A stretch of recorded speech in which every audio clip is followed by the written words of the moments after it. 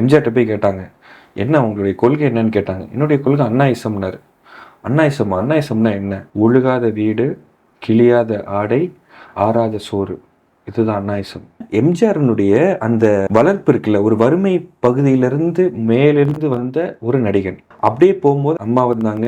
இன்னைக்கு அதுக்கப்புறம் போகும்போது ஈஸியா வந்து டிசால்வ் பண்றாங்க அவங்களை, யார் வேணா எப்படி வேணா எடுத்துக்கலாம் அப்படின்னு.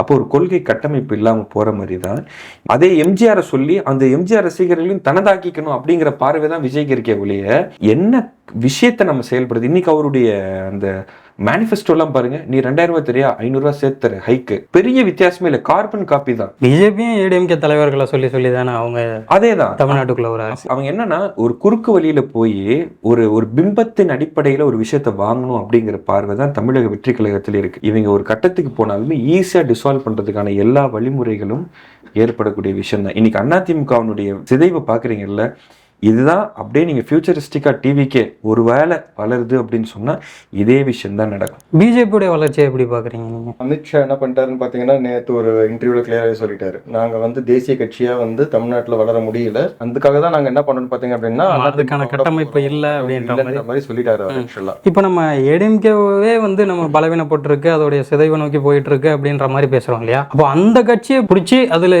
தமிழ்நாட்டில் வளரணும்னு நினைக்கிற ஒரு கட்சி, அதோடைய வளர்ச்சி எப்படி இருக்கும்னு நினைக்கிறீங்க? அதுதாங்க, அது என்னன்னா ஒரு ஓட் பேங்க் இருக்குல்ல, அது 25% தான் பிளான்.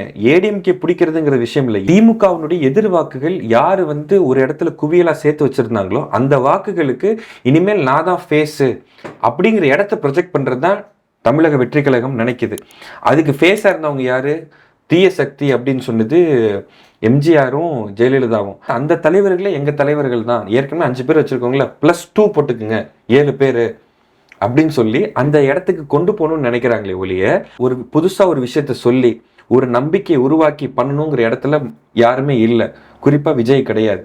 அப்படியே வந்தாலுமே ஒரு கரிஸ்மேட்டிக் ஆஸ்பெக்ட்ல அப்படிங்கிற அந்த வியப்பின் அடிப்படையில் ஒரு மக்கள் வந்தாலும் ஒரு ஈகோ சென்டர்ல வந்து எல்லாரும் ஈஸியா டிசால்வ் ஆறாங்கன்னா, இன்னைக்கு அதிமுக அதனாலதான் வந்து ஈஸியா செதஞ்சு போகுது. எம்ஜிஆருக்கு அடுத்தது எப்படி ஜெயலலிதா உள்ள வந்தாங்களோ அது மாதிரி விஜய்க்கு அடுத்து த்ரிஷாவும் உள்ள வராங்க.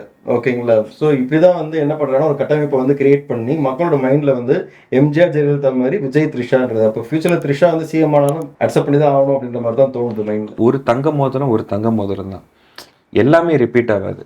மேபி அதனுடைய ஸ்ட்ரக்சர் தெரியல வெளியே. ஜானகி அம்மா வந்து கோர்ட்டுக்கெல்லாம் போன மாதிரி எனக்கு ஒரு நினைவில். அவங்க வந்து கோர்ட்டுக்கு போயிருக்காங்கன்றது சொல்ல வேண்டிய நீங்க தான் சொல்லணும். நீங்க தான் அந்த விஷயத்தை எடுத்துட்டு வந்தீங்க. சொல்லுங்க தைரியமான தானே சொல்லுங்க.